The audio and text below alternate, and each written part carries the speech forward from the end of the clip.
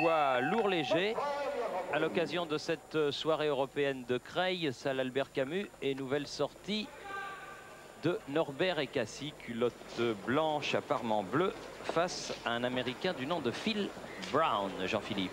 Phil Brown, boxeur fausse garde de poing droit en avant, il vient de Columbus dans l'Ohio. Norbert Ekassi, vous le connaissez, on l'a déjà vu sur TF1 2-3 fois. C'est un boxeur originaire du Cameroun qui est toujours en instance naturalisation et qui est un redoutable frappeur, comme le démontre son palmarès. 17 victoires, 14 conclues avant la limite, seulement 3 défaites.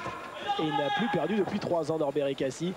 Une musculature impressionnante et qui pèse 2 kilos de plus que cet Américain, Phil Brown, qui a son palmarès une 50aine de combats pro et qui a comme titre de gloire d'avoir fait match nul avec un certain Razor Ruddock il y a 8 ans.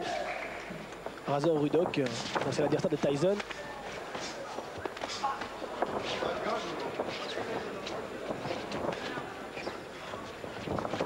Oh, attention, c'est droite. Ah oui, il était en déséquilibre.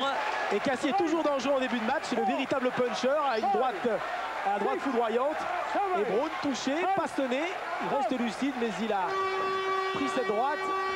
Ah oui, Et ça va être compliqué. Oui, ça va être très compliqué.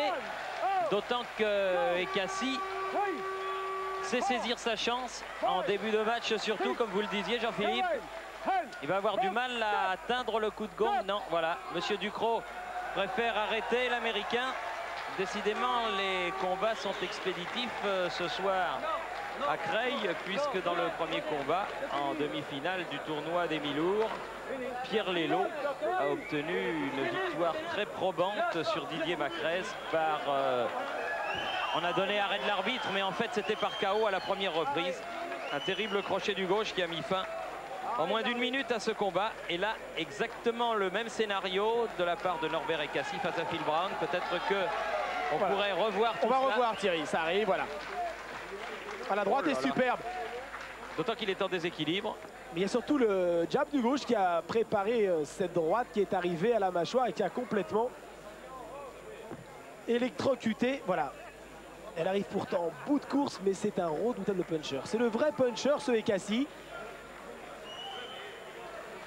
Il est toujours impressionnant. Son adversaire n'a pas eu le temps de s'organiser. Il est tombé sur meilleur que lui. Victoire expéditive de Norbert Ekassi, que l'on retrouvera avec plaisir sur un ring et sur TF1.